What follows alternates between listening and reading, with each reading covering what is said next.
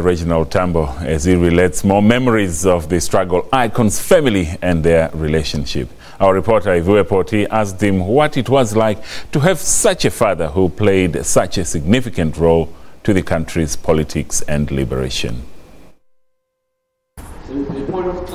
This year, based on O.R. Tambo celebrations, and also we see the ANC aligning itself with his values, what does this centenary mean to you and your family?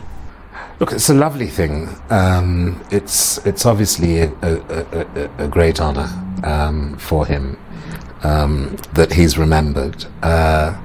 And, you know, there are different ways of remembering a person.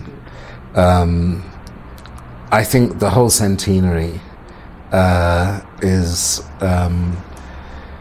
you know, a nation saying thanks. And people will do it in different ways. For me, one of the ways in which is a party, a political party, the ANC says thank you, is in delivering the services of our people, in bettering the lives of our people, in building towns and villages and turning on water and electricity where there wasn't any, and putting in infrastructure, in educating our people, and in ensuring that the freedom he and his peers and those before fought so hard for is really delivered.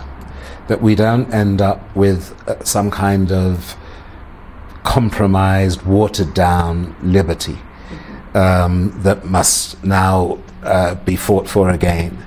I think that that's the greatest way to honour him, is to fulfil the mission that he and his colleagues delivered into the hands of the movement. So I'm thrilled that the centenary is happening. I hope it'll act as a sort of catalyst to remind people about his values, to ensure that those ideals for which he fought and gave up the whole of his life are honoured, to uphold the morals and ethics that he spent 50 years building the ANC.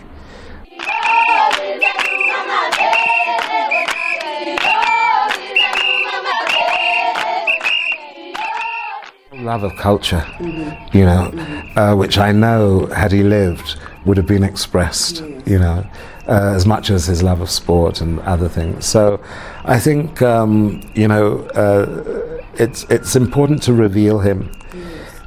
If he had come back at a time when he was still healthy, obviously we would have got to know a lot more about him as a population. But because he was sick and passed away before 94, you know, he wasn't really revealed in the same way as Uncle Nelson. It's been a difficult year for the ANC. What do you think your father would have advised for the movement at this time? A friend of mine said to me, isn't it a shame that it's in this year of division that your father's centenary is taking place?